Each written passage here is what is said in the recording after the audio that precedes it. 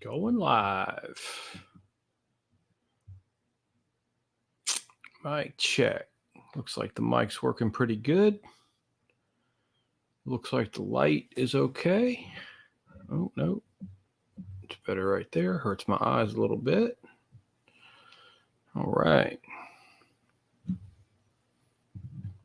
So the title of today's live to start the show is "Why Are You So Mad?" I got that question. Yo, Frank, what's up, man? Why am I so mad? That's what we're going to start talking about today. There's a question from Facebook. Funny thing, Facebook, I deleted it, just got rid of it, just took it down. You know, there's only 3,000, 3,600 people over there or whatever. All of a sudden, I start getting all these requests. What's going on? You're going to delete your account? Blah, blah, blah, blah. It's like, I'm making like 47 cents a post over there. Dude, I feel you on that. And you know what happened to me today, Frank? Man, I go down to the lake, just bank fishing. It's all out wild, nonstop out there right now, the holiday weekend. I got Rick Clunn's spinnerbait that I got from him over at the Elite Series. There's actually a buddy of mine and a group of new people that I just met. And I was telling them a story about meeting Clunn and how he told me to fish a spinnerbait. And I got it on like the 8-foot stick with the Tranx power handle. I'm bringing it, I'm 7.4 gears and I'm just bringing it. And I just got new 100-pound line. And, I always tie that, I don't know if I say it right, Palomar knot or whatever. It's not supposed to cut the braid, but it did. I'm standing there. I tell the folks about this, how I was told to fish a spinnerbait. And sure enough, second cast, probably like nice 3.5 pounder. It eats it. The girls are all cheering. Everybody's, oh my God, dudes invite me to go fishing with them and stuff. Get the fish to the bank, pick it up, go to swing it over to lip it, and the knot breaks and the fish drops back in the water with my daggone spinnerbait and swims off. I fished with it 5 minutes, caught a fish and lost it. But that's the first time I've ever had braid, and it obviously broke on the knot. I mean, you could see it cut itself. Because, braid will cut itself if you don't tie the right kind of knot. And it's not the fact that I get the fish drop back in. It's only a 3-pounder. Who cares? But he took my spinnerbait with him. And man, that's why I'm so mad. Nah, I'm kidding. But anyway, I switched off Facebook because it's a waste of time. And it's more negativity there. Well, I have to say, actually, there's more negativity here on YouTube than there is on Facebook. Facebook has learned to shut up. I used to catch hell on Facebook. I mean, constant, nonstop, just bad. And I quit posting on there for a long time. But it's linked to Instagram now, so everything I post on Instagram automatically gets copied to Facebook. And Instagram had a thing they were paying us, but they don't pay us anything anymore. That's just, advertising nonsense. But see, I've run my own business for a long, long time. And advertising for small business people doesn't really pay. I mean, in some companies it will, but in my particular business, if I spent $2,000 on advertising, I'd be lucky to get the $2,000 back in any kind of work that the advertising brought to me. Word of mouth always made me money. Advertising never made me money. And the same thing works on Facebook. The same thing works on Instagram. Like in this field, in this position, it doesn't make you any money. Like, I even had one guy come on, he must have asked me 5 questions in DM about his personal pond, and I answered every one of them. And at the end of it, he said, "Thanks so much, man. Really appreciate this." And I said, "It's no problem, man." I said, "I actually offer a subscription service. It's $5 a month for guys just like you who are trying to manage ponds. Do you think that's too much money?" Um, I made it 5 because 5 is as low as you can go on YouTube, and it was $1 on Instagram, but I bumped it up. I think the people who are still there on Instagram pay $1, but nobody signed up for the $5 deal. And just the guys on here recently have signed up for the $5 deal on YouTube. Dexter would mostly contributed to that. But so anyway, I answered the dude's questions, right? And that's 30 years of experience. That's the expert in the field. That's, what do you pay for that in any other industry? If you have consulting experience like that and you have questions, ain't no $5. So I asked him, is that worth $5 to you? I didn't ask him to sign up. I just asked him if it was worth $5. Dude just doesn't respond. And on Instagram, you can see if it's been read or not. And it went for a while, it went for a day or two, it wasn't read, but then it was seen. And I could see that it was seen. I gave it a couple more days. I thought, people people are busy or whatever. Maybe he'll get back to me. He never got back to me. So I let it roll about a week. And I just wrote back to him. I said, "Man, I answered all your questions, did everything you asked of me, and you can't even respond. Don't ask me any more questions." So, that's frustrating. I went and stopped and got a cup of coffee the other day. It cost more than $5.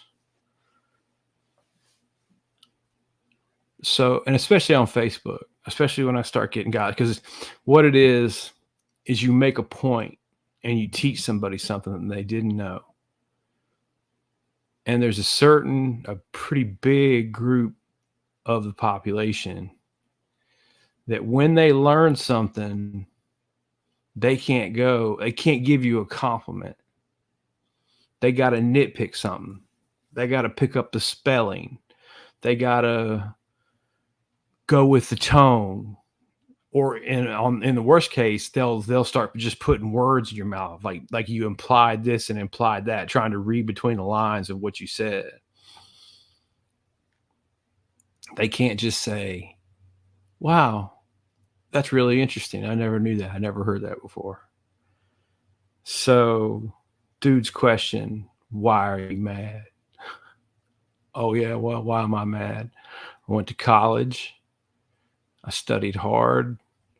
I worked in the field for 30 years. That was even harder because, believe it or not, that college degree, it'll get you going, but it's not going to teach you how to run a business for 30 years. It was good enough at my job that I could sell that business to somebody else. And then you take all the information, you put it on the internet, you help everybody that asks you. You ask for nothing but engagement and following, and you get no cash in return. Would you be happy? Would you be mad? How many years? Let me put it a different way. How many decades would you have to be treated that way before you just quit? Said, "You know what, man? What am I doing this for?" I know what I'm doing it for, and it's not money. I came on here full well knowing that the money's not here. I knew that the engagement was. And if I can keep the engagement going and the subscribers piling up, it gets to a point where, and I've been talking to influencers too, Rudd and Oliver Nye, and they all say the same thing. You get going, you're doing things, you're putting information out there, and you're not getting anywhere, and it feels like you're just kind of treading water. But it'll get to the point where it'll change. And Alex Rudd's been real support, real helpful, and I'm not real too worried about that. But I told the dude why I'm mad. I'm mad because bass populations are starving to death and nobody's listened. Actually, they're not starving to death. They're starving, but they're so damn tough they're not dying. It would be better if they would starve and die. If people would just walk out to the lake and there's 8,000 dead bass floating there, that would be a way better situation than what we've got now, because then it would click in their head something's wrong. But now they just hold up these these Auschwitz bass talking about spawning stress because some jackwad on TV told them, "Oh, that's post spawn fish." It's like, man, I tell you what, boys, the I do get some enjoyment out of watching the glitter boat boys, as I call them. They're starting to figure out that nobody can afford to be in a bass boat anymore. There's not that many. I mean, there's not that many bass fishermen. When you look at businesses and potential clients, there's not that many fishermen to begin with. It's a pretty small industry compared to other industries, like Amazon stuff, UPS, crap like that. You're not dealing with everyone. You're dealing with a smaller group.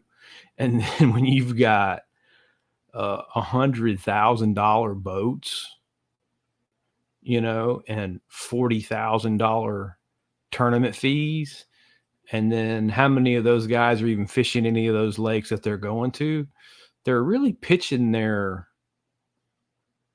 ideas and fishing ideas to a really small group of people.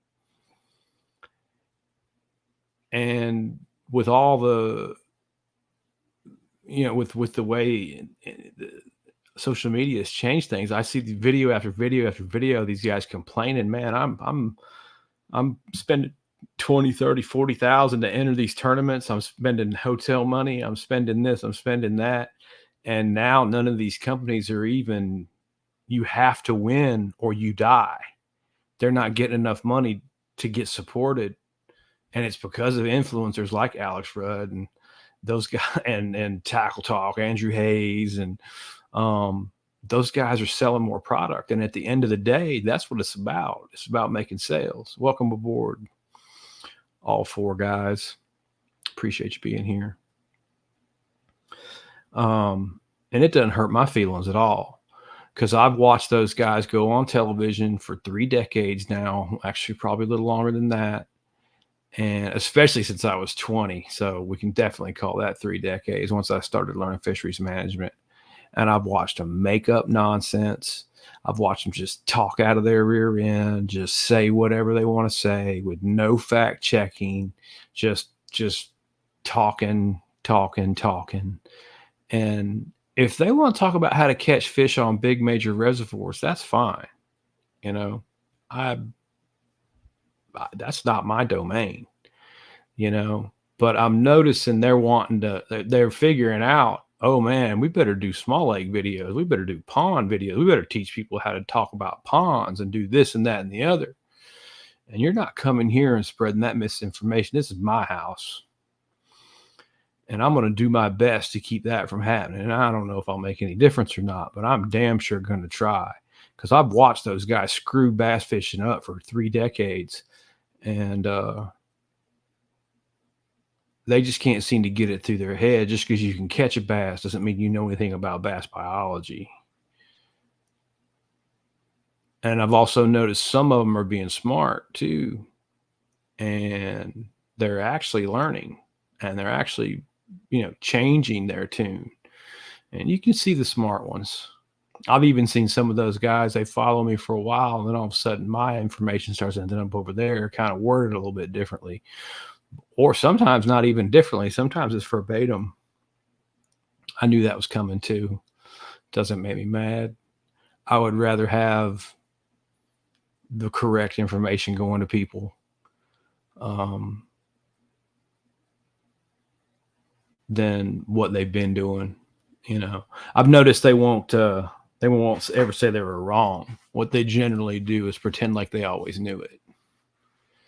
I find that quite humorous, actually. But to answer my boy's question on Facebook, who I'm sure is not sitting here watching, why am I mad? Because there's like millions of bass fishermen that are misinformed, and there's nobody doing anything about it. And I'm tired of it. So that's what I'm doing here, trying to do something about it. And if sometimes it comes across as mad, then I guess it just comes across as mad. But I'm not going to sugarcoat it. Why do I have to sugarcoat the truth? Especially in this day and age. Like, why? Why can't you just state a plain fact? Like, this is how it is.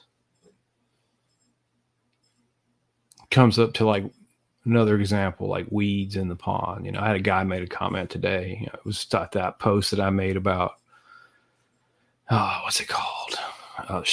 Over at the springs. It's just full of eelgrass and hydrilla in there. And he's like, no, that's what I call good,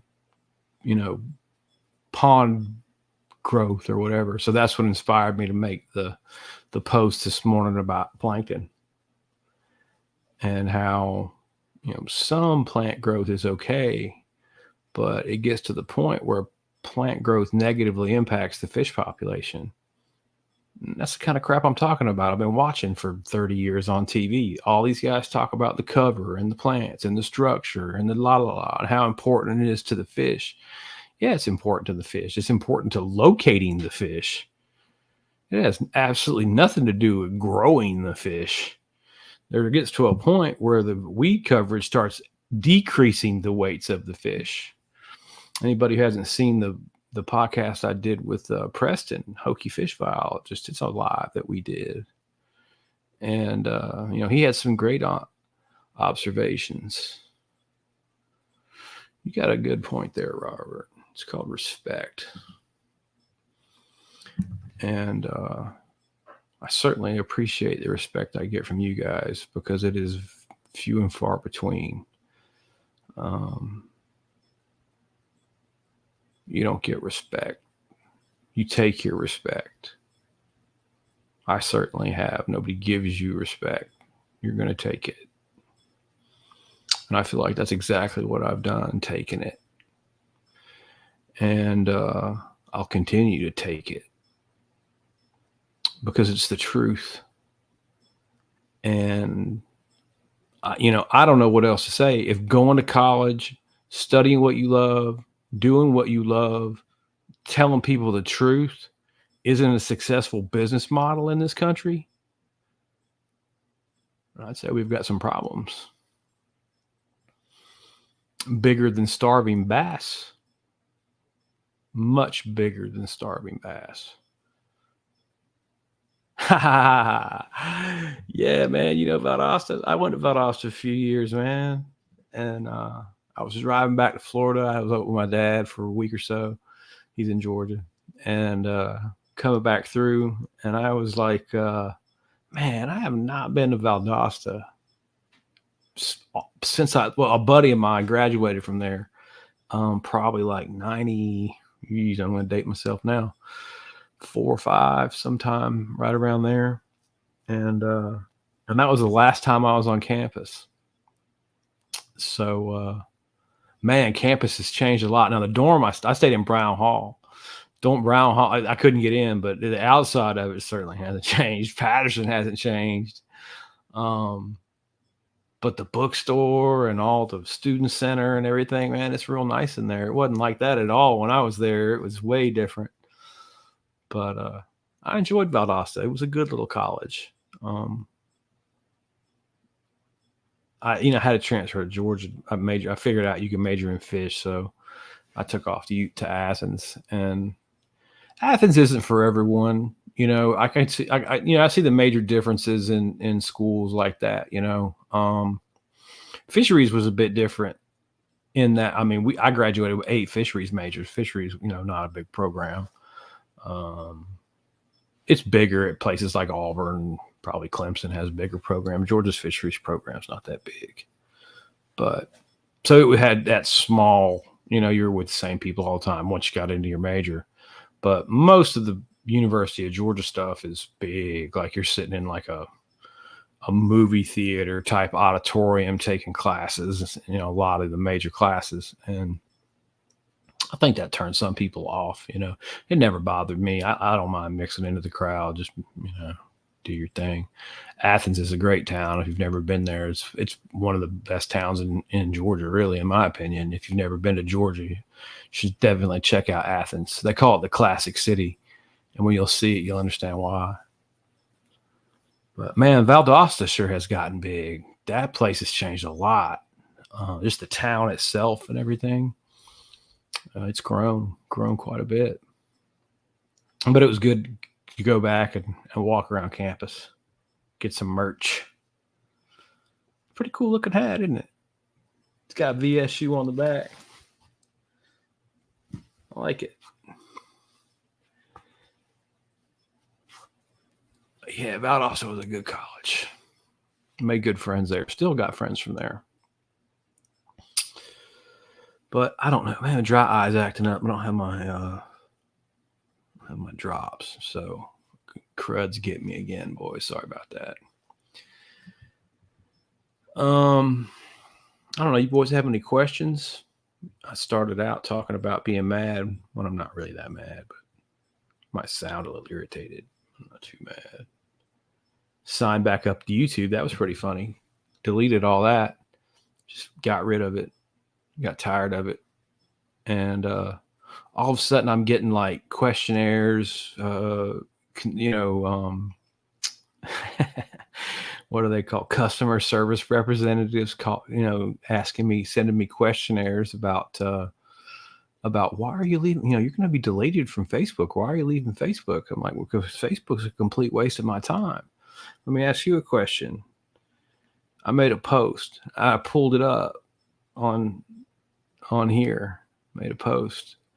It was about the pond, and right now it's at about 1,250,000 views on YouTube.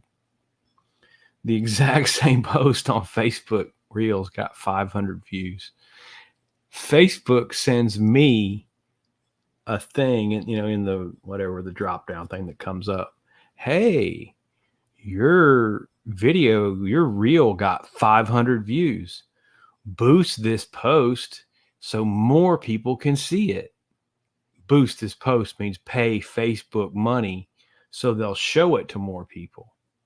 And I'm sitting there looking at that going, 1.25 million people saw it on YouTube. Why would I pay Facebook any money? Facebook should be paying me money, because YouTube certainly is. That's why we're sitting here on YouTube right now. So Facebook has got it all backwards. And going back to what we talked about before, they're using this idea of advertising as a way to kind of extort people. Small businesses, in my experience, don't get by with an advertising budget. They get by on word of mouth and doing good work. You do good work, and that'll bring you business. Somebody tells somebody else, somebody tells somebody else. Like I said, I did it a long time, and I'd put money into places that you would think, advertising would work. And like I said, the best I ever did in the 20, 25 years that I did it was break even on advertising. And that's why, and that's another thing too. Instagram will promote you like, oh, well, what you need to do is you get other companies to pay you to post on your page, to advertise for them, right? But when you change your format and you do an advertisement, even if you click it as it's been paid, the algorithm reads it and shows it to like 300 people. Well, who wants to pay for that? I got almost 19,000 followers on Instagram. If somebody's paying me to advertise for them, at least those 19,000 people should see that advertisement. And they don't. So I don't charge people for that. If they're cool, if they've helped me out, if it's, how do I put it? Symbiotic relationship. You've helped me, I'll help you. And I hope the post catches. Sometimes I can post it and it'll get a lot of hits. Most of the time I post it on Instagram and it won't get a lot of hits. It's very sporadic. The algorithm is funny. And I mean, that's just how it is. It's how they have it set up. I've been noticing a lot of people complaining about it. A whole lot of people complaining about it. And I think Facebook and YouTube's trying to change their, I don't know, it reminds me, it's corporate nonsense. It's like pats on the back and balloon prizes and let's everybody clap and cheer for each other on what a great job that we've done at work, right? I got a better idea. How about you keep the balloons and the pats on the back and write me a bonus check? Since we're at work and that's the only reason we're here is to make money, and spare me all the cheerleading and cut out some cash, Mark. Isn't Mark Zuckerberg one of the richest people on the planet? Isn't he a billionaire with a B? Well, he ain't got the money to pay people a few bucks. Yeah, right. That's just what you call corporate greed. Speaking of billionaires, I had another conversation that was interesting. Might as well talk about that.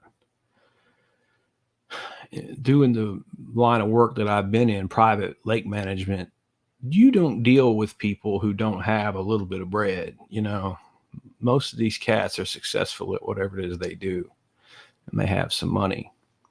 So I've worked for, legit millionaires. And I've also worked for a couple legit billionaires. And there is a major, major difference between the two. Now the billionaire, three billionaires, because billionaires are rare people. There's not many of them, but three that were, I'm positive, were legit billionaires that I worked for before. So you pull up to a millionaire spot, right? There's going to be a flash car. There's going to be a flash house. There's going to be nice clothes, nice pools, brand new rides. You get the idea. You roll up to a billionaire spot, none of that. All three of them rolled up in a used, well, I wouldn't say used. They probably brought the truck new, and they were all in Fords too, which I found interesting. But it was Ford trucks, and at the time, like this would have probably been, early 2000s. Dudes rolling a '95 Ford Explorer. So it's not 10 years old, but it's certainly not a new ride. Same for the other guys too. Used trucks. Are older trucks, not brand new trucks, not going out and buying a truck every time a truck came out. These guys buy a truck. Now, Ford, I do a little bit of stock trading. Ford's actually a pretty good business if you look at the fundamental analysis on their stocks. Ford is a respectable company. They manage their money pretty well. And I don't think that it was a coincidence that the three billionaires that I happened to work for all drove Fords, because those guys would understand fundamental analysis of a company very well. The millionaires, not so much. And the billionaires, no, I'm talking Levi's jeans, old work boots, no fancy clothes. I heard an expression one time that sums it up perfectly. New money shouts, old money whispers. And that is dead on accurate. So if you're in the world and you are working for yourself, don't judge a book by its cover. Just because that man's driving an 8 or 10-year-old vehicle doesn't mean he didn't have any money. Um, I remember one, I won't say his name, but he's passed on anyway. I don't know if it would matter, but uh, it's okay. He made a comment to me one time, though. He was talking about owning land. He bought and sold land for developers to put he'd put the roads in, do the grading, then sell it to a developer to punch the houses out. He told me he owned 200,000 acres of land. Almost the whole county. It was one of the counties down here in Florida, too. They're big county. I think, my good God. 200,000 acres. His accountant was Ted Turner's accountant. Those dudes will buy land and set aside like the swamp areas as conservation areas for wildlife to get tax deductions. He was telling me about all that. Because like Ted Turner owns like everything out west. I didn't do any work for Ted, but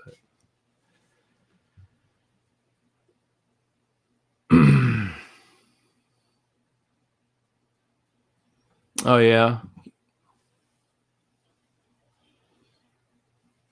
Oh, it's all crooked, man. Don't let this place fool you, man. The I'm just talking about like if you look at the numbers, um, ROIC, like return on investment capital. That's a good number to look at for gauging how well the CEO uses their extra money. So there's certain things that you can look for in a stock in the numbers, right? Like General Motors, there's another car company. If you compare their ROIC to Ford's ROIC, and I haven't invested in any car companies in a long time, but when I was taking these classes, they would pull these examples up, and they'd be like, "All right, look, this is good, and this is holy God, this is bad," So I'm just talking about math, just the fundamental analysis of how they handled their money.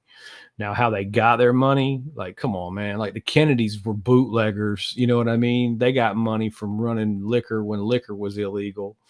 And quite frankly, I don't know if there's anybody who makes any kind of money in this country, a significant amount that isn't either juiced in, inherited, or crooked as a tire iron.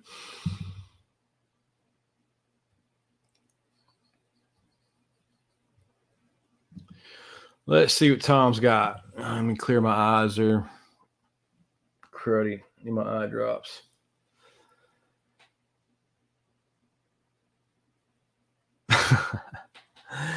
You boys live too far north, man. You gotta get down. 7 families that own most of Florida. I would believe that, dude. There's probably like 12 that own the whole country. And they pay off the politicians to pass these nonsense laws. And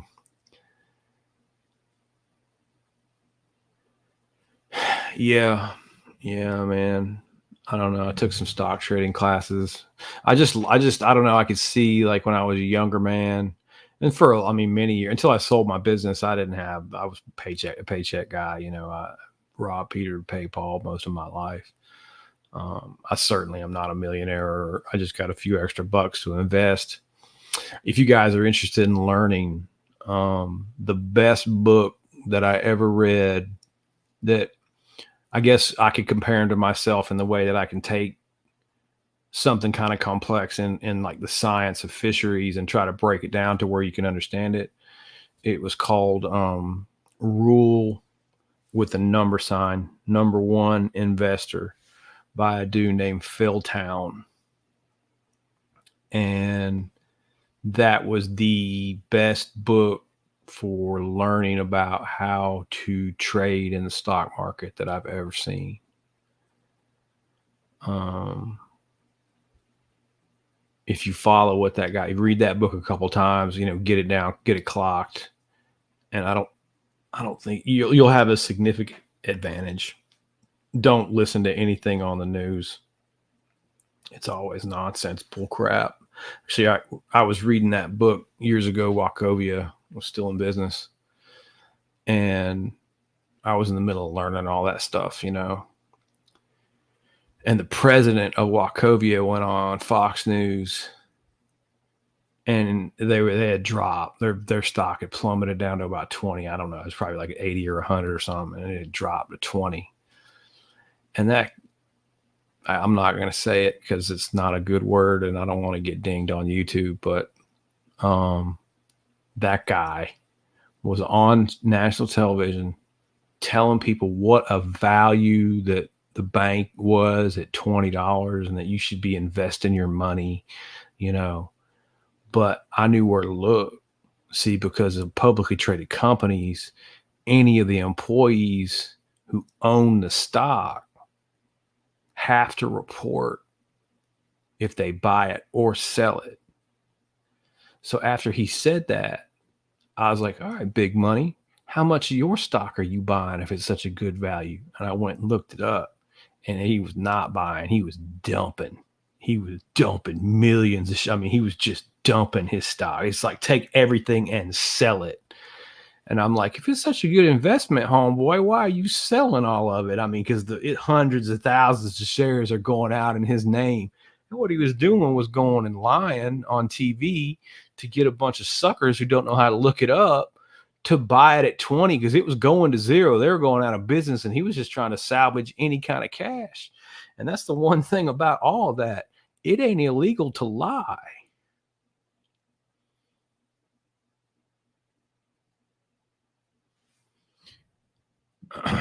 Man, that book, I think that book's packed in a closet. But I will repeat it. It's called Rule Number One. And like I said, it's like the hashtag #1 investor by a guy named Phil Town. It's the kind of book you could sit and read in a day or two. He lays it out clean. He talks about all the fundamental analysis.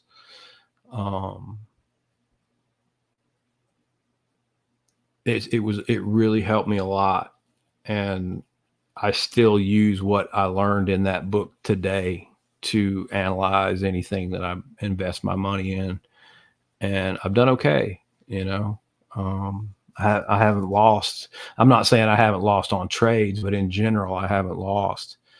And multiple sources of revenue, boys. That's super important. That's part of what I'm doing here. I'm thinking about starting a little business, kayak paddling in the springs over there. I went over there on a boat ride at Silver Springs, and the parking lot is full of tourists that are paying like $70 to go paddle the springs. And it's like, that looks like a cooler job than being like a fishing guide. The fishing guide's got to produce fish. All you got to do is meet these tourists over there with some kayaks. So I talked to the dude at Crescent with the Shoaly, and I got deal hooked up. I'm setting up the truck right now, be able to haul yaks. And I tried to get a job there. That was another interesting thing. I don't get it, man. A state park, they list kayak tour guide as a job. Go apply, So I went and applied. There was 2 of them. I applied for both of them. That was months ago. I didn't get, thanks for applying, the position's been filled. I didn't get, we've received your resume and you're overqualified for the position. I didn't get anything back from them people. I even went down there after probably like 3 weeks and filled out another application by hand and handed it to them and told them, look, man, I'm not the best on computers. Maybe I messed something up and you didn't get my resume. So I handed them, and still nothing coming from there. So I thought, well, because I really don't want to run my own business anymore. It's a heck of a lot of work, the taxes and the CPA nonsense, and I'm just burnt out on it. But with the amount of money those dudes are making down there. There's a list of outfitters that are doing it. And I might just grab a part-time gig or something working with them. I just get bored. I mean, this is fine. And I got some ideas for content, but it's definitely not full-time or paying me any kind of money. So, um, I do like trading my stocks, keeping an eye on that stuff. But yeah, man, I can't figure out the .gov people down there, man. Keep your .gov job. My dad made a good point. He's like, they probably fear you. He said they probably looked you up and said they don't want you nowhere near the place because you're at risk of taking their job. I said, well, yeah, that might be true. Kevin's coming through with another one.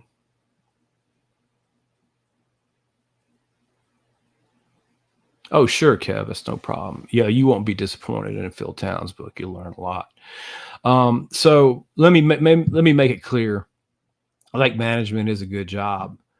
It's just the fisheries portion of what we talk about here doesn't pay you very much. You'll be lucky if you had a lake management job. You'd be lucky if what we discuss on the page every day about the fisheries and that, maybe 10% of your time, right? Now, you will be doing sediment surveys for dredging, assisting with dredging operations. That's real money. And I mean real money. Like them boys don't come out for less than 100 stacks. And that's a small job. Any kind of pond construction consulting, you can make good money on. There's not very many ponds being built anymore, though. That's kind of in the past. But where you make them primarily, you'll make your money, because this is what doesn't make sense, right? For guys like us. Oh, I'm going to go into the lake management business, and then I'll have all these lakes to go fish at, and I'll have all this cool job and talk about all this stuff, right? And do this all the time. You don't talk about this stuff and do it all the time. They line item that right off. They're not paying for fisheries management. They're not paying for electrification surveys, not paying for any of it, but treat the algae and pick up the trash. They just want, because 98% of the people who live on a lake don't even fish in the lake, don't care about the fish population. Like I said, until dead fish start floating up, then there's a problem. Then the sky, now the sky begins to fall. So the part that I love to do, the fisheries management and the growing the bass and the feeding and the discussing the carrying capacity and talking about the growth and all the stuff that we talk about here, you're lucky for that to be 10% of your life. But for me, I just loved it. So what ended up happening was I had these HOAs, which are homeowners associations, that most of my work was around Metro Atlanta. And they just line on, you give them a contract and you say, hey, I need, $1,000 or whatever, do electrofishing survey. No, we're not paying for that. No, we're not paying for that. Nope, we're not paying. We're paying you to pick up trash. We're paying you to spray algae. That's what you're getting paid for. We don't care about any of the rest of that stuff. So if the lake was in either one of two things, if the lake was small enough that I could handle myself, or there was something really unique going on there, I just took care of the fish populations for free, because picking up trash and spraying algae is boring as crap. Now, it paid really good. I mean, look at it this way. Even back then, like way back, even on a really small pond, you're traveling over there, you running some water tests, you got to give them a little report that you form letter report thing you fill out every month to prove you've been there. That's cakewalk work. You test the pH, hardness, whatever. Just give them a form letter junk, run some water quality tests. They're always the same anyway. Do the treatments, talk about what you put out, and make $200, $250 on a small place. I'm talking like half acre. You go to 4 or 5 of those places in a day, you've made some money that day, right? So to say there's no money in lake management, it's not true. There's no money in fisheries management, right? So let me differentiate those two things. If you're relying on your fish stocking, growing trophy bass, what we're posting on Sugar Hill, no, man, you're going broke. You ain't doing that. Um, that is not going to make you any money at all. Now, you want to talk about picking up trash, son, like especially in metro areas. What happens is you got the roads, the highways, any of the roads, trash people just throw out or blows out of the back of the truck into the ditch. Heavy rains come, it washes it down, goes into the streams go into the ponds. So after every single heavy rain, ponds just get full of, plastic. I'm talking everything, dude. Diapers, plastic bottles, jugs, just tennis ball. Oh my God, tennis balls. Like I can't even, a million tennis balls I probably picked up. I don't even know. Places that didn't even have tennis courts would be full of freaking tennis balls. It was weird. All kinds of balls. And then anything the kids could throw down the drain. Capri Sun, all the plastic toys, the stormwater drains in the neighborhoods, anything the kids were playing with that ended up down the drain all ended up in the lake and then ended up at the dump. So I would say every month, because I had dumping fees, and I'd say about a ton, probably 2,000 pounds a month, every month of the year. Now, if it got dry for a while, you wouldn't have as much trash to pick up. But then when the rainy season came back, all that trash had piled up and you'd be 2 or 3 times as much garbage. I had one place that was 25 acres. I had a 16-foot Sea Art boat with nothing in the middle, running on a tiller handle. And after I got the job, they fired the other guy who wasn't picking up the trash like he should. And it was a big neighborhood, big kids, huge neighborhood, a lot of kids, and a huge watershed. I filled that entire boat up with garbage. A pile of garbage almost as tall as my head, that where it was rolling over the gunnels of the boat 3 times. I was just throwing the trash in the boat and then take the boat back to the edge and then just start bagging up all the trash, because you got to get the water out of it, like the cans and stuff. You can't haul bottles. You got to pour all that water out. If you tried to haul it with water, you'd be way over 2,000 pounds, So doing that kind of work, it was incredibly hot. It was incredibly hard. It was incredibly boring, but it did pay pretty well. So not many people wanted to do it. So once you got the job, you kept the job. I had clients I kept 15, 20 years. I never hardly lost anybody. But to say there's no money in lake management would be a lie. There's plenty of money in lake management. It's just going to be in aquatic weed and algae control and trash pickup and dredging. All right, go back to, there's a bunch coming in here now.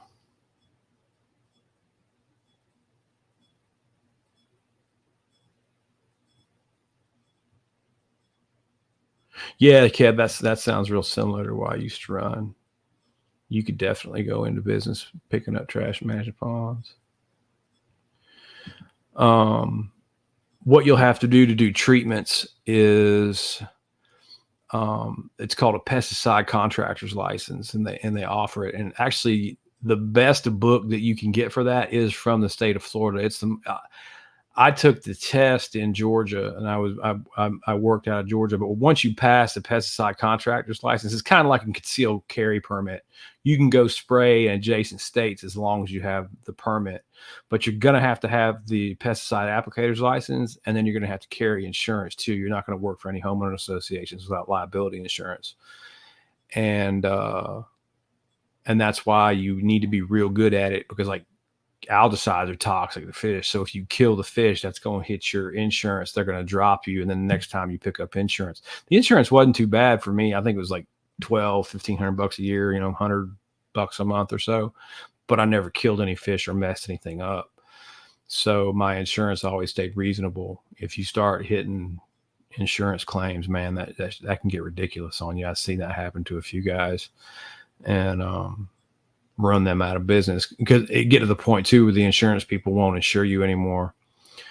And you'll most people, like most insurance underwriters, don't even know what that is. So you usually end up getting like a landscapers, because landscapers do treatments too. So you need to do somebody who does landscaping insurance, and they'll be able to hook you up. That's basically what I had. But the test isn't hard. Just read the book. But the best book that I ever read for learning, like really good information, concise, like was the pesticide applicator book from the state of Florida. Um, Even if you're managing your own pond, I would recommend you buy that book and read it. I learned more from that book than I learned as much from that book as I learned from the University of Georgia in um, in class. It's a really good book. But again, here in Florida, they've got every kind of exotic weed plus weeds. They got everything here. Um, it's a really hard job treating lakes in Florida, just long growing season and with the diversity of plants. Um, they have the most concise book. So if you're interested in it, I would definitely, whatever state you're in, you're going to have to pass that test if you want to read that book. But I use the state of Florida book as a reference guide to a lot of stuff over my career. It's worth having. Hey, there's my man, Stephen Patrick. What you got going, Stephen?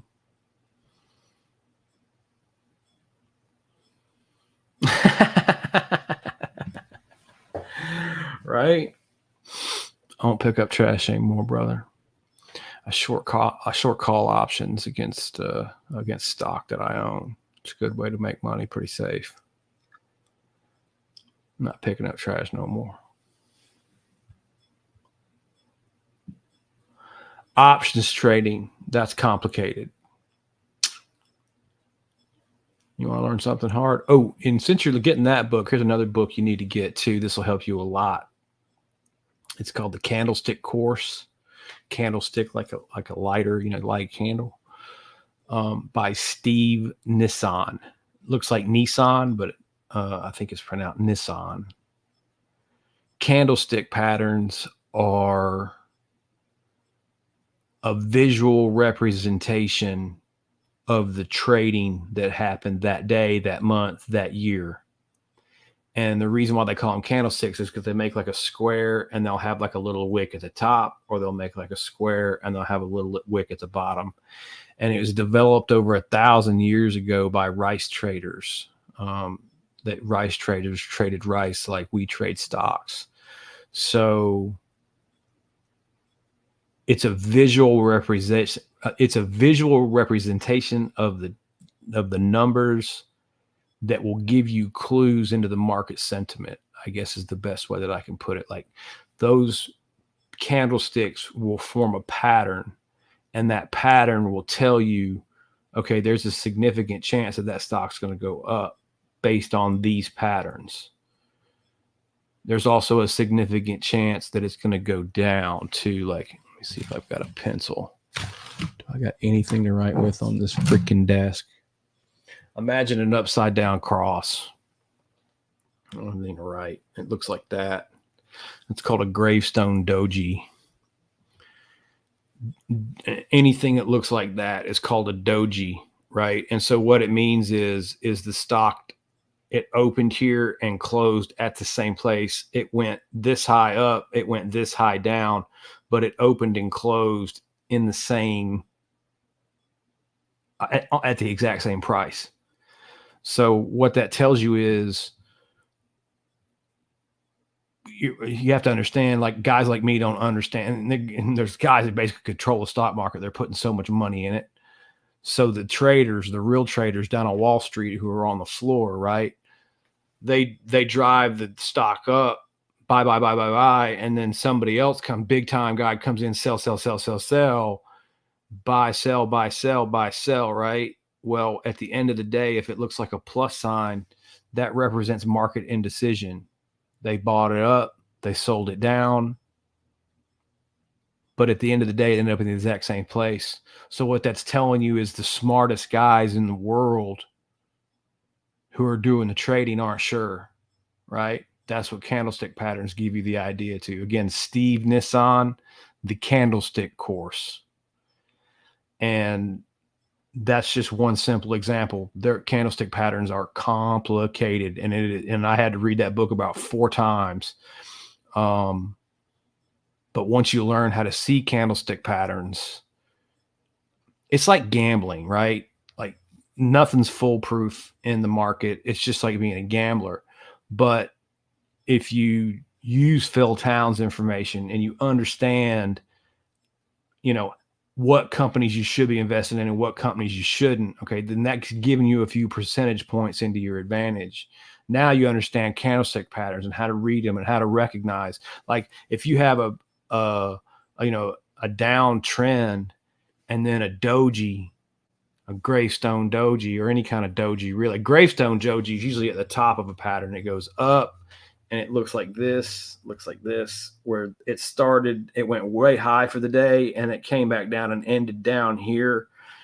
And they call it a gravestone because it just killed the run. It's an indicator that the run is over with. So you might want to think about selling that stock the next day when you start seeing gravestone dojis. You see a doji on the other side, the stock is trending down, and then you see a doji. Okay, now there's indecision on the downside. They sold it up, they sold it down. They're not too sure. That's a reversal pattern. So it depends on where you're seeing those patterns and how the stock's been running too. It's pretty complicated and kind of hard to explain, but once you learn how to do that, it's kind of like understanding how to count cards at blackjack. Like, do card counters win every single time? No. But if you can make bets at a 60-40 over the rest of your life, you're going to win money, right? And that's what fundamental analysis will do for you with Phil Town. And that's what candlestick patterns will give you. It'll give you a few percentage points in your favor, and then another few percentage points in your favor. And then the only other advice I can give you about stock trading is trade the stuff you know, trade stuff that you're familiar with. Especially at first. Just companies that you have confidence in, where you see an advantage.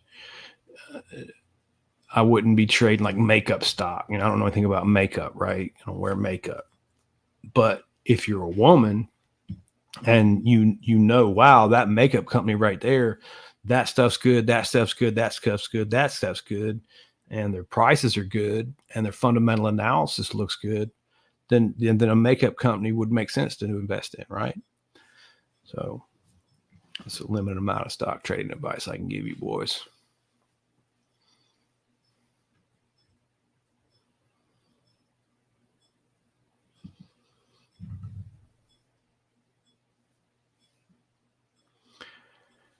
Water quality pretty much stays the same in ponds, especially. It'll fluctuate throughout the day due to photosynthesis, but if you test the water every day, the hardness and alkalinity are going to be the same. pH is going to be the same if you test at the same time every day. It's really easy to know if there's oxygen in the water. Are the fish all dead or not? If the fish aren't all dead, then there's oxygen in the water. You can give it, you can get a fancy meter and dip it in there, give them a number and say, it's got this much oxygen, but it's pretty obvious when there's not any.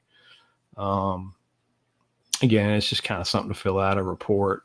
I passed the test just based on the degree that I had from Georgia. I read the book on the way to the test. My mom drove me to Atlanta and I skimmed the book and went and passed that test, no problem. But of course I had a degree in fisheries management. So they didn't really cover anything that we didn't cover in school. It's just like any other standard government crap test. Just go read the book. You'll pass it.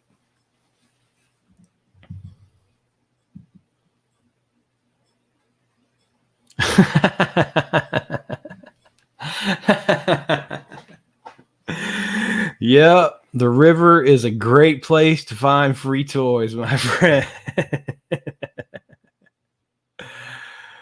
uh,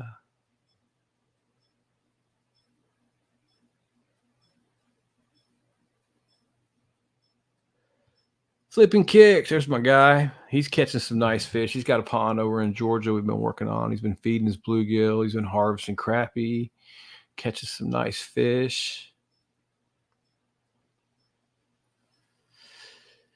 Favorite bait on my setups right now? Well, I usually run 3 rods,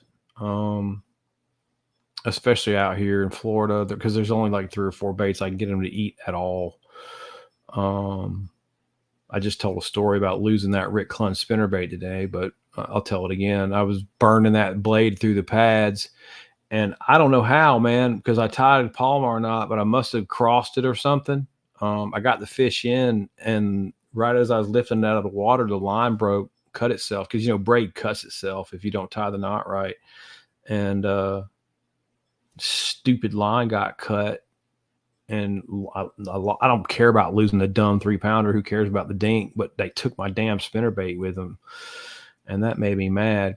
But burning those blades through those pads, because they deflect coming through the pads. That when I talked to Rick Clunn, he gave me that advice on the page, and that has been invaluable advice. So that's been a real good pattern. Another good pattern in Florida's jerk baits. Anything snapping it straight up, you'll get good left and right action. I've noticed that seems to pick up more bites. Just a real erratic frog.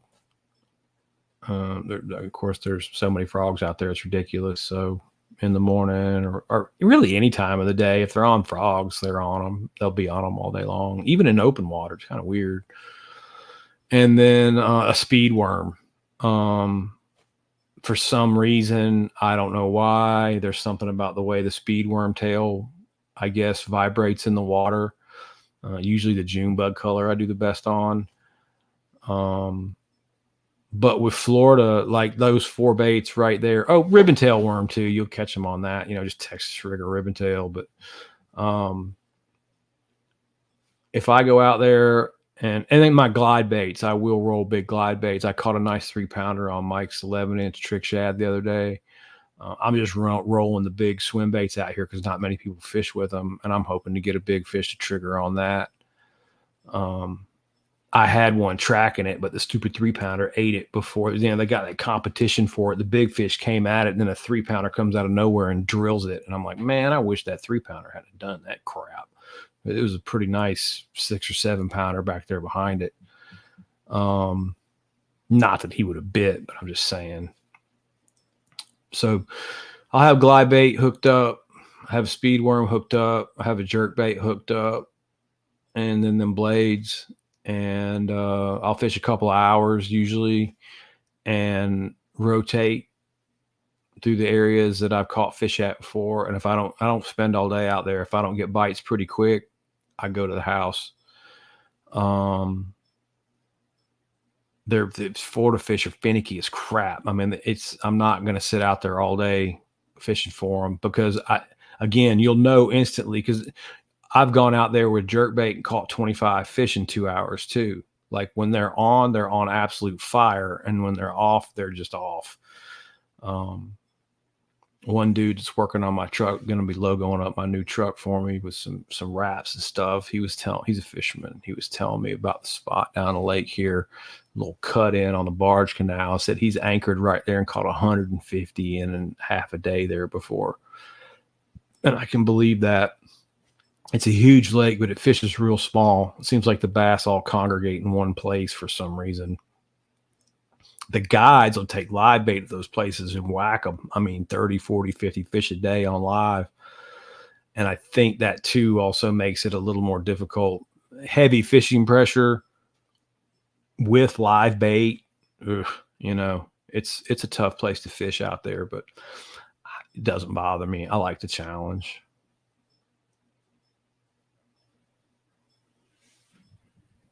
Yeah, man, you can kill fish with temperature changes.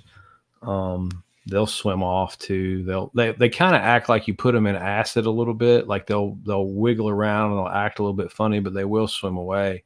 And a lot of time, that's the thing too. Guys think, oh, it swam off, it's fine. No, it didn't. It swam off, died, and sank to the bottom, and turtles ate it. You didn't see it, but you can definitely temp shock fish.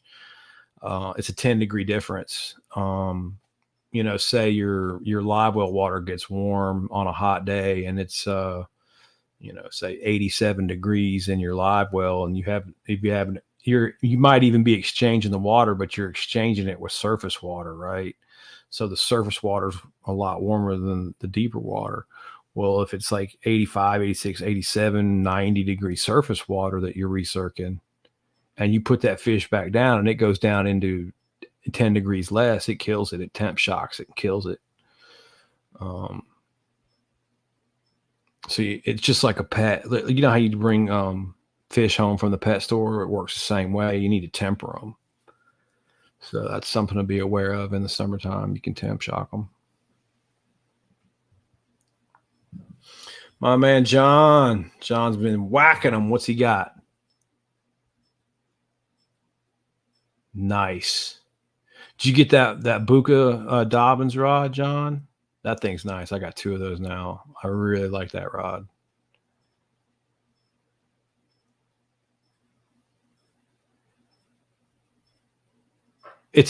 I don't even know if it matters because it's Dobbins. It's a Dobbins blank. It's just got Mike's logo on it, which looks cool. But I like that Dobbins rod, man. I like it a lot, and it's not too expensive either.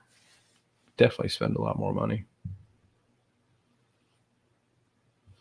Oh man, water quality is pretty much even. I mean, fish can adapt to all. I mean, they're tougher than hell. And again, you've got to understand, my primary source of income and work is on private ponds and private lakes, and those generally are not associated with any form of industry, right? There's no paper mills on them. There's no 100-year-old power pipelines running by them or anything like that. The watersheds are clean, so the water quality is usually always pretty good and always fine. You can eat the fish, there's really no trouble. Rivers be different. You're going to have hundreds of miles of influence from corporations and stuff, or big lakes that have any kind of water discharge that could potentially have contaminants. But I've tested places like that too, and never really had.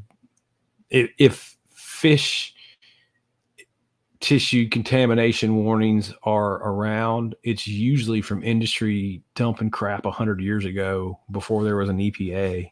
EPA's on these guys pretty hard now.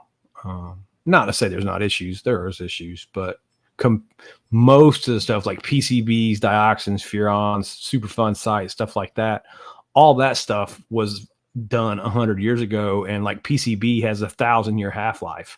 So yeah, it's the most carcinogenic compound known to man. It was put in oil as a stabilizer, and then they just dumped it into the ground when they got done with it.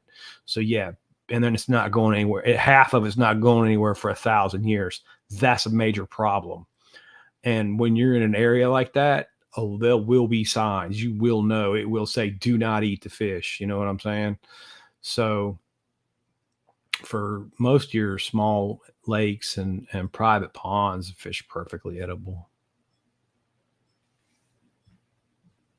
Yeah, dude, that bull shad wake is pretty sweet, and the 4x4 is pretty sweet too. That 4x4 comes through the wood a little bit better than I was. It's like a huge square bill, man. It does a good job.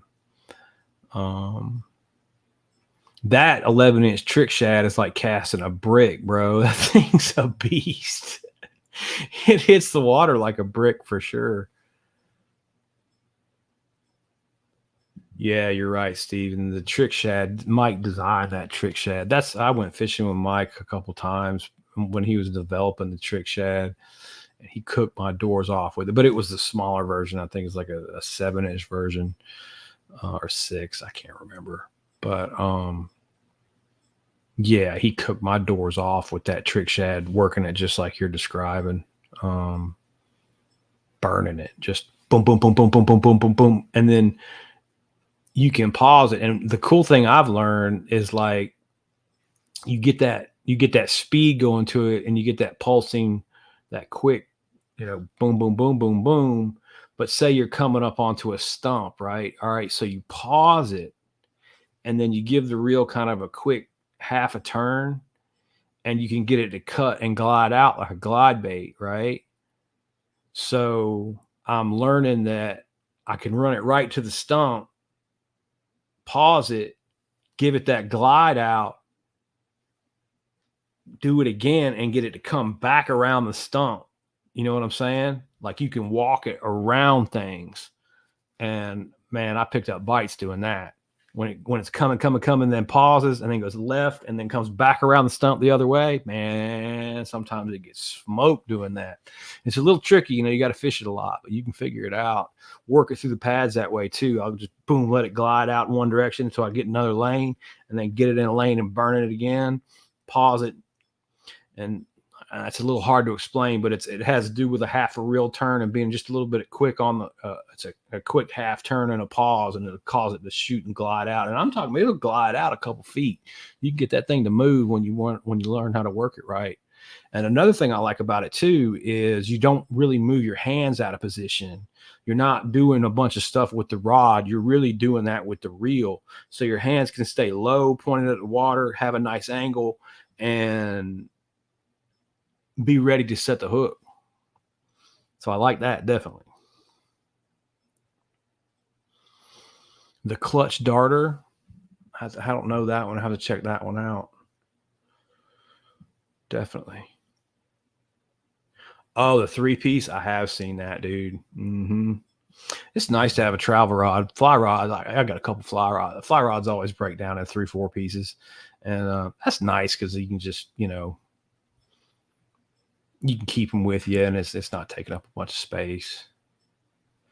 Flipping kicks. Clint's Pond's doing well. He had a problem. He had to order a part from the feeder that he got. I hope your feeder is working well, Alex. He's back to hand feed until he can get that part done. But the fish are growing well, no problems. I got to get up there and do an algae treatment. Algae and kind of goes hand in hand with the extra feed. But yeah, the pond's doing well. And then looking, we have gone by this fall, we'll have gone 3 years on bluegill only. And we're getting some F1s born in. You can tell there's some pound and a half, 2-pounders that are in there that are like just they're F1s. They're too aggressive not to be. We've thinned that population down by about 20 fish. I want to make sure they stay growing. And then I'll be shifting gears. After this 3rd year, I think we've got northern bass that are 5 pounds and now, in 2 years and some change.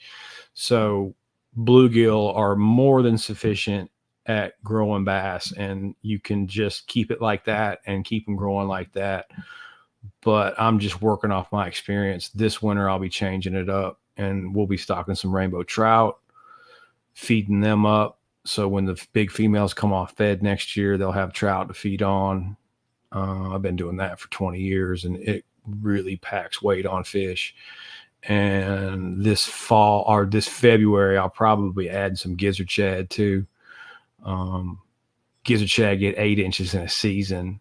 And the trick to adding gizzard shad, one, it's a small pond, and they really don't overrun a small pond. And even if they do get out of hand, it's not hard to shock them out. But it's big forage. The trout are big forage. The shad are big forage, bigger than the bluegill.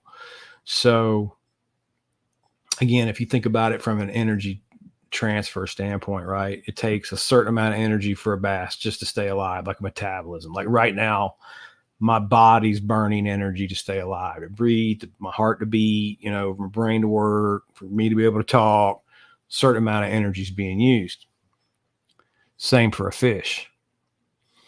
Well, fish has got to go get a meal, right? He's got to expend energy. He's got to kick his tail. He's got to get that S shape, got to explode on something, got to flare the gills, a burst of energy, kind of like a workout. So if that burst of energy and that hunting is being done on threadfin shad that are this big, versus gizzard shad that are that big. You see where I'm going with this?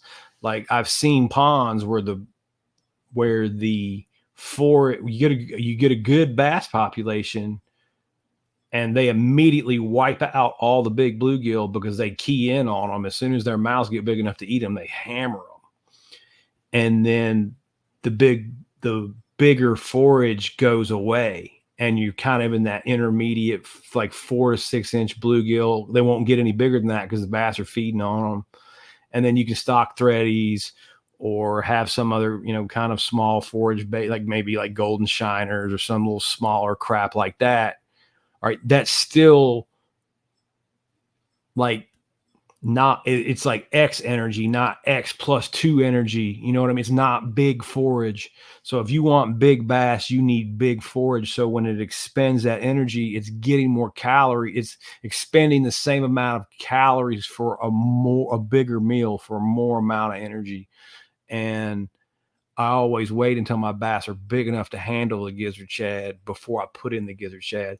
If I put the gizzard shad in year one, I'd have a whole pond full of gizzard shad right now. They would have taken it over and messed it up, and that's where guys will screw that up.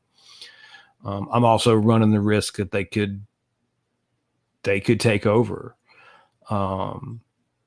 Although I've been doing this a long time, and the only time you really get gizzard shad in a small lake or a pond taken over is when you have crappie, and we don't, that be limited in the bass.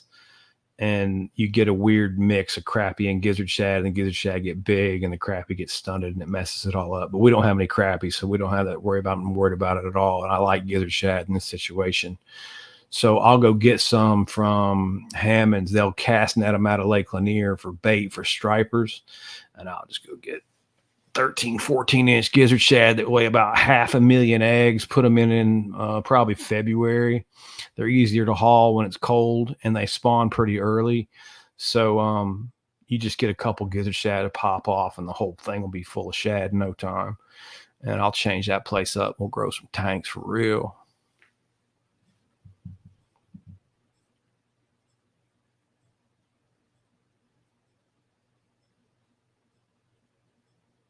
Yeah, burn that swim bait, Patrick.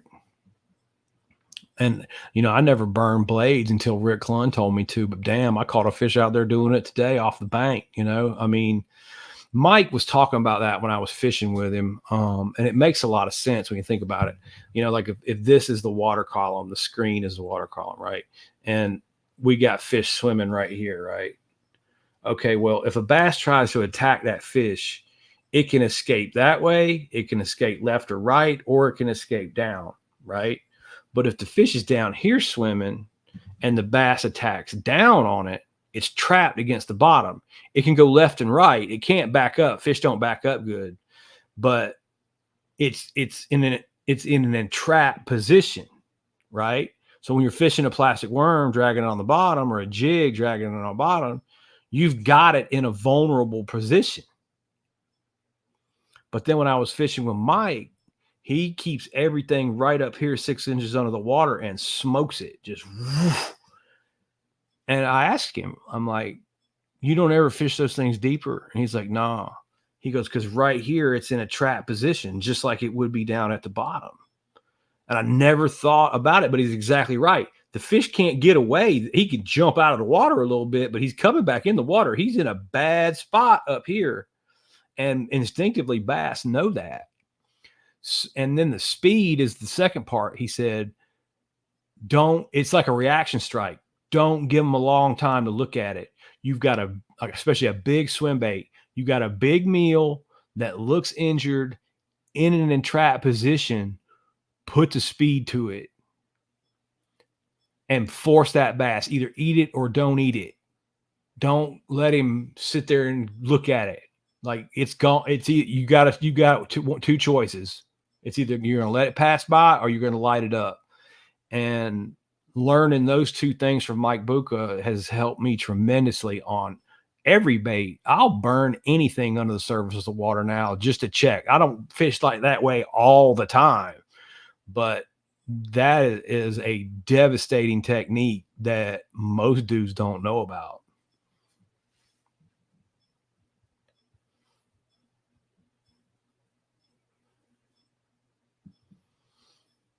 Yeah, Kevin. So here's what happens in ponds. People stock them and then they listen to the dudes on TV and they catch and release everything. Ponds are not lakes. Generally, they don't have any other competition and they're not natural. They're man made, right? So people are like, oh, Mother Nature will balance it. No, it won't. Mother Nature's not going to come mow your grass. Mother Nature's not going to come clean your gutters. Mother Nature's not going to balance your fish population in your pond. You have to do that. So with no other predators, and the problem with adding other predators to the pond is they're in a confined space. So like crappie do it, some other types of fish do it. Crappie are the worst. They'll eat all the bass fry out and you'll lose your bass population to them a lot of times. And they'll also eat a lot of other things and stunt the bass growth because it's two predators in a limited space. So what you end up with, even if you don't have crappie, you catch and release every single fish, and recruitment is too good in ponds, usually, meaning babies are born and don't die. You get too many bass.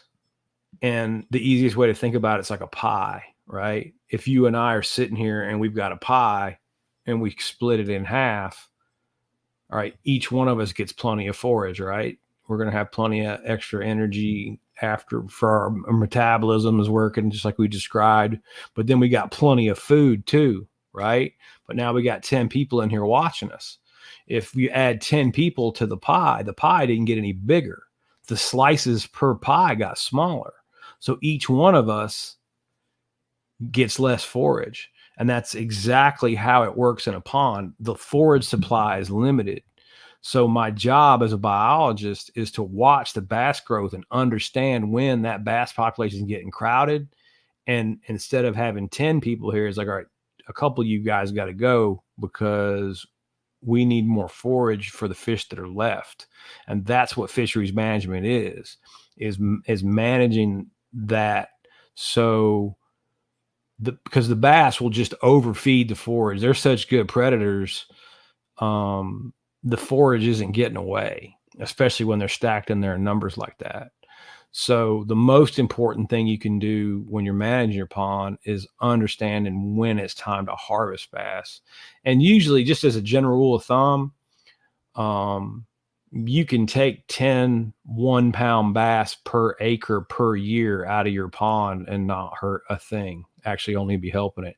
And some year, like to correct a bass heavy pond, we double that. We do 20 pounds of bass, which they're usually 1-pounder. So it'd be 20 bass per acre for 2 years. So if you had a 10-acre pond that's been stunted because you've been practicing catch and release forever, you got 20 bass per acre in a 10-acre pond. That's 200 bass that need to be removed. And then you need to do the same thing the next year. You got 400 bass to take out to correct that situation. And that's just for 10 acres.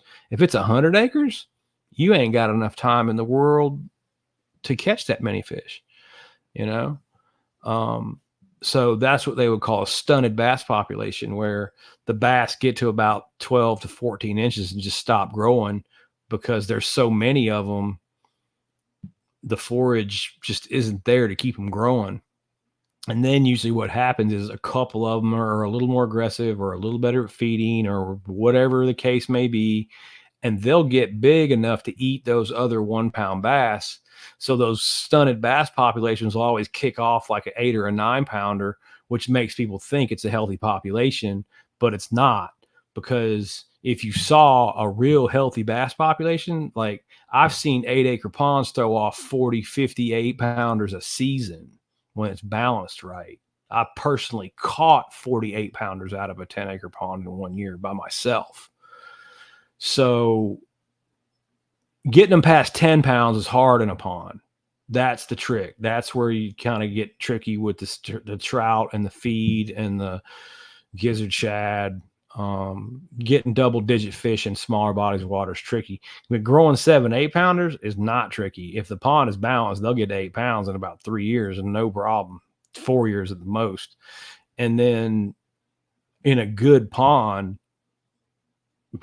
if you don't catch an 7, 8-pounder that day, you've had a really bad day. Usually you'll have more days where you catch one where you don't. And that's the difference in when I'm talking about what I consider good and what most people, because nobody's ever seen a pond like that because no ponds are managed properly. They've never seen a good pond. So they think that, oh, I caught this 9 pounder this year, I got a good pond. No, you don't. Did you catch 19 that were close to 9? All right, now you got a good pond, right? But that one 9 pound fish that you're pulling out every 4 or 5 years, you got something wrong.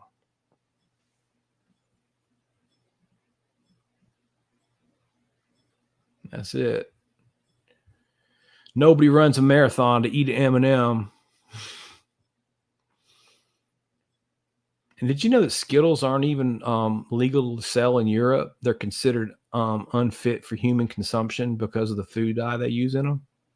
Just an interesting FYI I picked up. Frank, what you got for me? Lemon meringue pie? Got it. Got it. Josh, what's going on, my boy?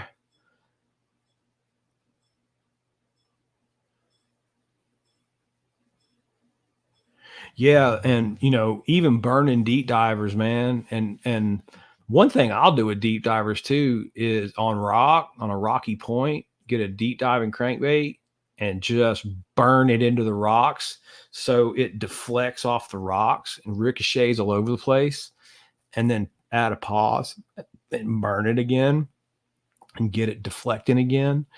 And you're kind of using a deep diver like a jerk bait that way. That's a real good technique. Now, it doesn't work very good in wood, and it definitely doesn't work very good in weeds. But if you've got a rocky point and like even a medium diver, but it just depends on the depth of the point and stuff. But that's been an effective technique for me, taking deep divers up, throwing it up into 3 feet of water, and then just burning it through the rocks. They'll go on fire on that little technique sometimes. Let's see what else Josh has got. Yep. Mm-hmm. Super fast trick worm, super fast super flukes too. Most people on that super flukes over there tap, letting it. Don't give them time to look at it, just like Mike said. Just bang, bang, bang, bang, bang, bang. I always give pauses. It's usually that when you pause them, you get that fast cadence going, and then just stop it, and then it's that, and then when it stops, bang, I hit it right then.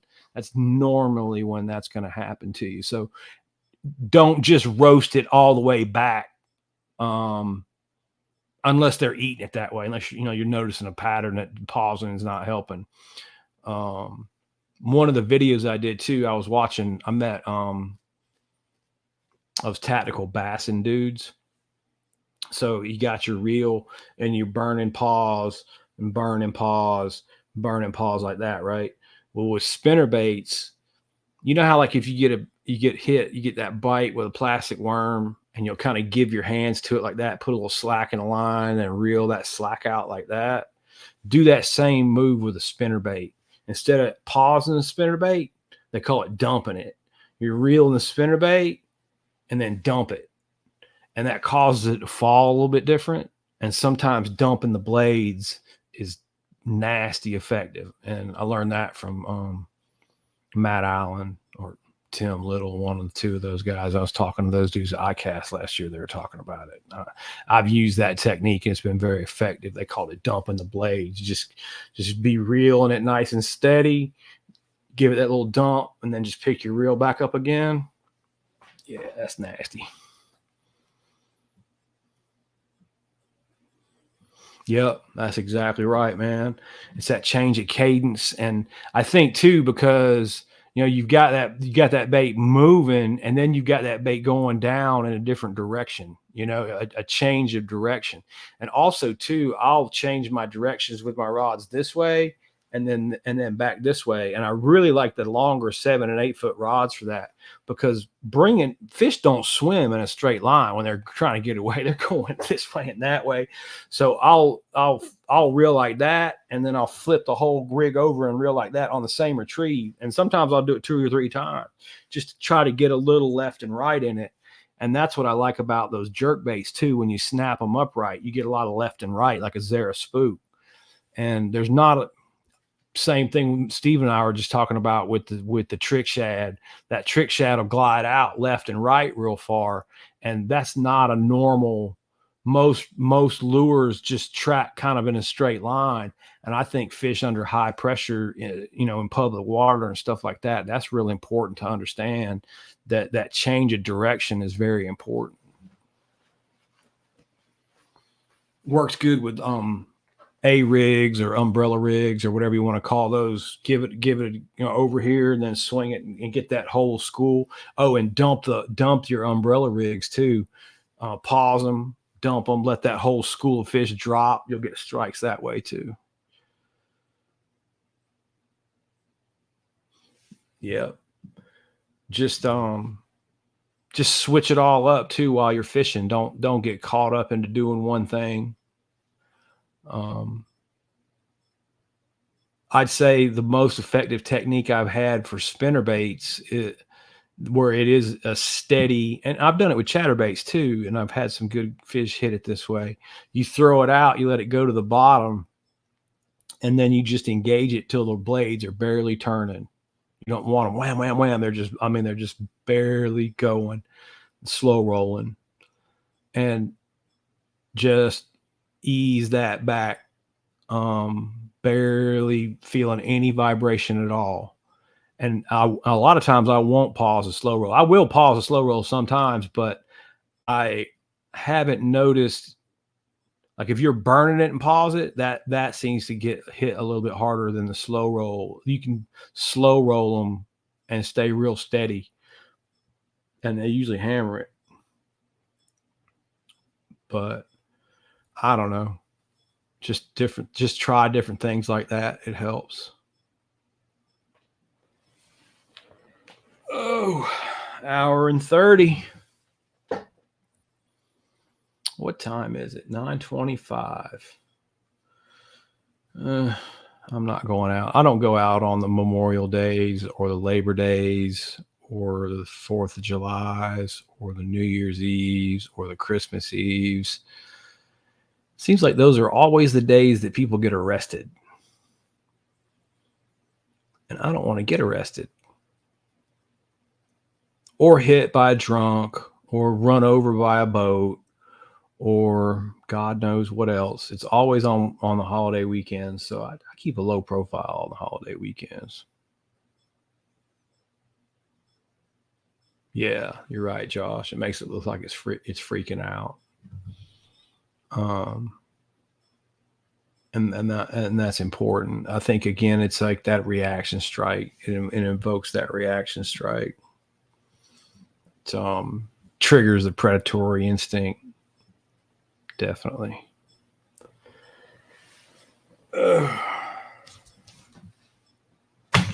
So yeah, mad at the world, boys. The dudes on Facebook have gotten quiet though. The dudes on Facebook used to be the worst. Now it's the dudes on YouTube. Mad, crazy haters on YouTube. But I've just learned to deal with them. I just always reply to them, and they'll write you back a book, and they'll drive the algorithm for you. And it's always a book of word salad that makes absolutely no sense whatsoever. But yeah, if you're trying to build your platform, just go ahead and expect the negativity and use it to your advantage. Don't let it get to you. And it works really good. Usually I'll go back and forth with them 4 or 5 times till they get real name calling and rude. And then I explain to them what I'm doing. And then they leave you alone because they realize they're actually making you money by being a jerk. It's kind of fun. I got that idea from a buddy of mine, Bart. He was he loved, telemarketers. They do it on the cell phone now.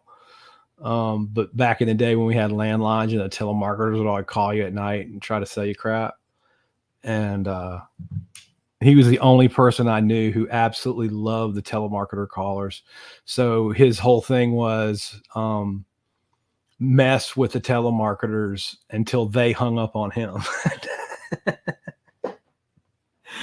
So he put his phone on speaker and we'd be sitting there playing video games, and he'd be sitting there talking, just saying crazy stuff to the telemarketer people. And sometimes the telemarketer dude would be funny, and then you'd end up having a good conversation. But usually it wasn't. They would, after a while, they would figure it out and just hang up because they were trying to make money, and they figured out that he was just jacking with them. But it was Bart that I got that idea from. I'm like, I'm going to use that same technique on all these guys online who think they got to know everything, from from watching TV, and it works. So I'm adding on this platform about 1,000 subscribers a month because I've been on YouTube a long time, but I haven't been consistent on YouTube a long time. And that's anything with social media too, man. You better be on it every day or at least every other day doing something. The algorithm is there to keep people on the site. They want people there, and they don't care if you're arguing or if you're all singing Kumbaya. It doesn't matter to the algorithm as long as you're there. So I don't know, the things you learn. Anyway, I'm going to wait 1 second. Let's see somebody's blowing me up. If you guys have any other questions, throw them up there. Then I'm going to get off. I'm going to go make something to eat.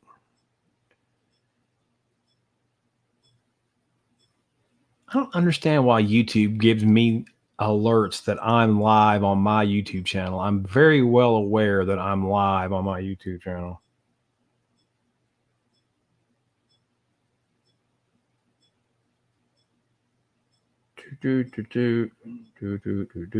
Oh yeah, I cut Facebook off and told them to switch it off, and now I'm getting like all these new hey, if you do this, we'll pay you more. If you do that, we'll pay you more. We'll pay you more. It's like, hey, all right, I'm back on Facebook then if you want to pay me a little more.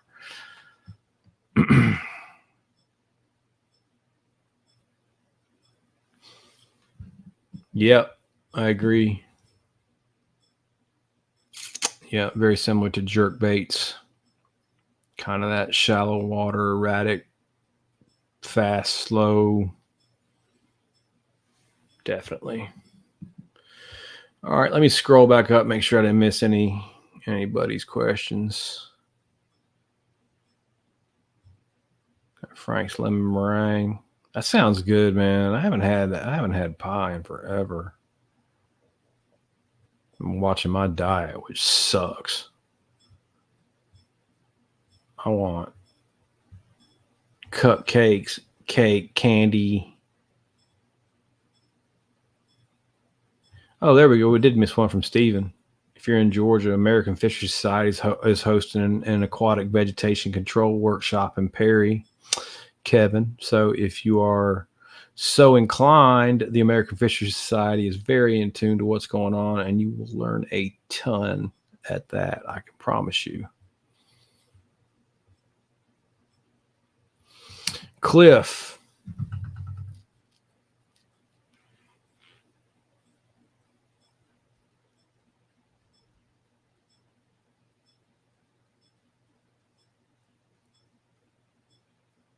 I'm not understanding what Cliff is meaning about. Stock options. Okay, we're going back to talking about. I was thinking about stock and fish, and we're talking about stock trading. Okay, so stock options, Cliff, if you're still here, they're like a coupon. All right. So this is how I use them. It's very strange. Okay. Okay. So if you own one stock option, you can buy it or sell it, and that's called a call or a put. So if I buy a call option, it'll have a time period. So it works like a coupon, and you can buy it for a month. You can buy, well, you wouldn't want to buy one for less than a month, but you can buy it for 45 days, 50 days. There's a chain. You could buy it for a year. You can buy it for 2 years, and it'll have a strike price. So what that means is say the stock right now is trading at $20 and you buy a call option at 25, you're going to pay a certain, say like $3 a share for that. But when you buy one call option, you're actually buying the right to take, it's a coupon to buy that stock at $25 no matter what it's trading at. So if you buy the call option and the stock goes to $100, you have the right to buy one option. If you buy one option, you have the right to buy 100 shares of that stock for $25, even though it's trading at 100. But it works against you. Say you bought that for a year, right? And at the end of the year, the option is not at $25, it's under. Well, you're going to lose your money, right? So it also works the other way. You can sell call options and you can buy and sell put options too. If you buy a put option, it makes money when it goes down. To give you an example, when BP's oil well blew up in the Gulf of Mexico, I was watching the news that night and BP's getting wrecked, right? So I had a certain amount of cash. I immediately went and bought as many put options on BP as I could, because put options make, when you buy a put option, it makes money when the stock goes down. And it's hard to explain, but that's just how it works. So I took I think I probably had like $1,200 on, it was like a Tuesday. And as soon as the market opened at 9:30, I bought all 12, as many put options on BP as I could buy. And by Friday, I had like $4,800, $1,200 turned to $4,800 in 4 days, because options are leveraged too. The faster it drops, the more money you make with options, because it's a time thing. It's like a coupon that expires, right? The coupon works for a certain period of time. So the faster that it moves, the more money that you make with options. Of course, the more money you can lose if it goes against you.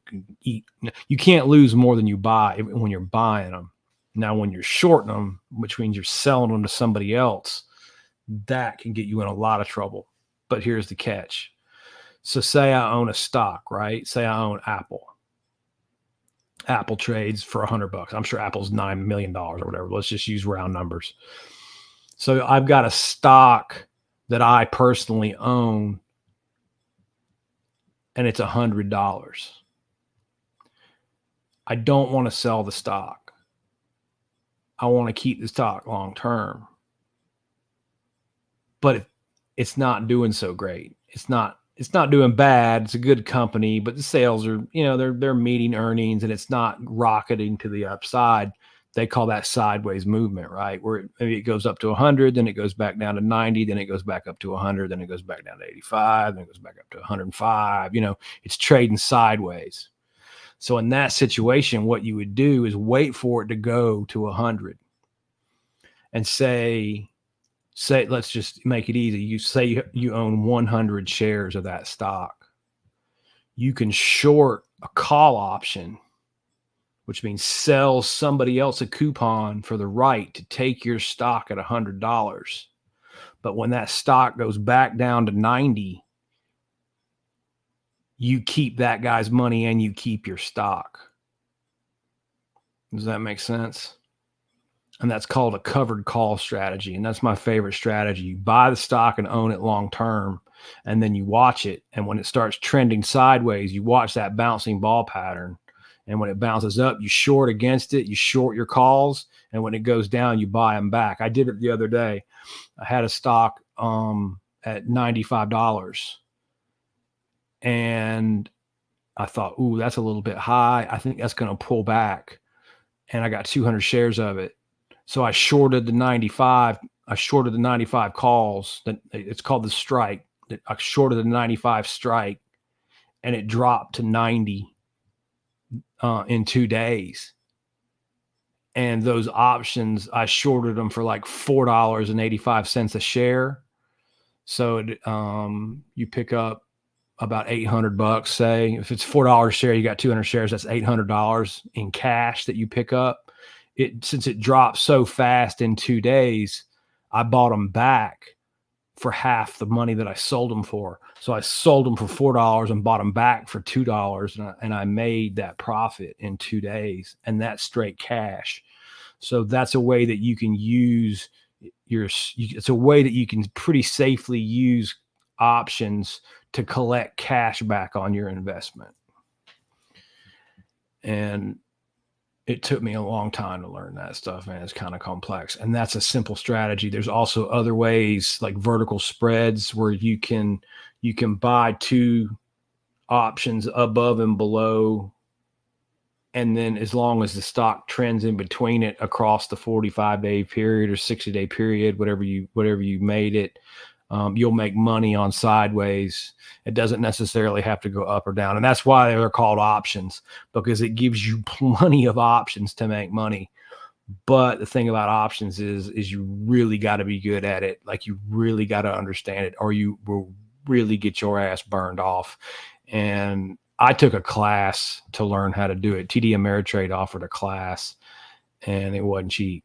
But the covered call strategy, if I had to recommend anything, it's pretty safe. Again, you buy you a stock that you have confidence in, like Apple or Ford or anybody good, and you watch their patterns, and then you just learn to short calls against it. Now, the problem with options too is you have to have some experience. You can't just have an options trading. You can get like a TD Ameritrade account and buy stock, but that's all you can do. You actually have to have the credentials to play with options, because it is so dangerous. You can lose all your money.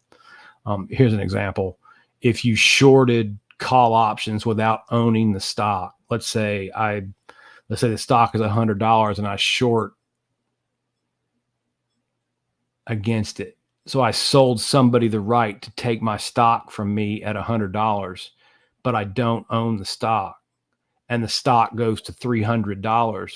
Well, now I've got to buy the stock for $300 and sell it to them for $100. You see, they call that short naked, and that's not good. You do not want to do that. You want to own the stock before you short anything against it, or you will run a really high risk of losing a lot of money. But that's the rough and dirty on how puts work.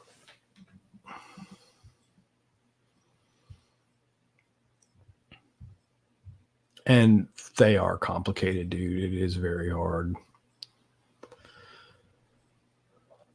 But it's nice once you figure it out, because like I said, if you've got a stock you want to invest in long term, UPS, something like that, and you're watching it, and it's kind of creating that sideways pattern. I like to short for about 45 days. Just watch it when it goes up. Say it hits that 100 mark. I'll short. If you have 1,000 shares, each call option represents 100 shares of stock, so you could short 10 call options against 1,000 shares of stock at like $8 a share. Well, that's $8,000 you just picked up in cash. And if you're right and it goes down, you just keep the $8,000 and keep your stock. If you're wrong and it goes up, you sold your stock for $100 a share. But if you bought it and you're already in a little bit of profit, that doesn't matter. You just sold your stock at 100, and you still keep the $8,000. It's a pretty safe way to trade. You can generate cash it's usually about every 45 days to get the best money. I don't like shorting them longer than that, because you don't know what's going to happen.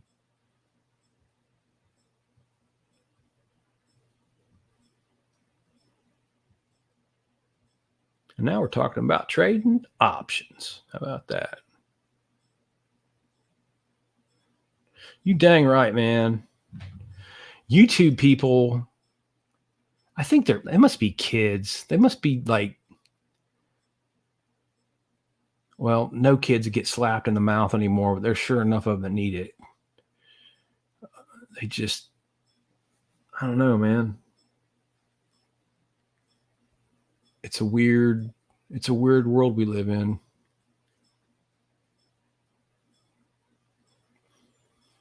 Anyway, boys, that was an interesting one. I wasn't expecting to talk about short and calls, but we can talk about it again, run through it again, Cliff. If you have any questions about that, I can help you with that. But again, I took the class, and then TD Ameritrade, you're like a verified options trader. You don't just go open up a TD Ameritrade account and can trade options. They're not going to let you do that. You got to sign up for the class and take it and pass it and read a lot. It's a mess. Covered calls is the easiest one. That's why I do it. And it generates me some cash to put in my pocket. I just look at it. Like I said, I looked at it the other day. The stock was 95. I thought, that looks a little high to me. Let's short against it. And like I said, it went to 90 so fast. It's like, I'll pick up $400 in 2 days. Why not? So I bought it back. And then what I did is I bought the coupon that I sold the person back from. I sold it for $4 and bought it back for $2. It's the same thing as buying it for $2 and selling it for $4, right? It's just the opposite. So now you're making money when it goes up and when it goes down, if you're good. Work smarter, boys. Work smarter. All right. That's it. I don't see any more questions, and we're running on 2 hours. 6 people left. I appreciate you, boys, and try to do it again next Sunday. And that's it, I think. Yeah, that's it. So I'm out. Appreciate it. Later. Where's the button? There's the button.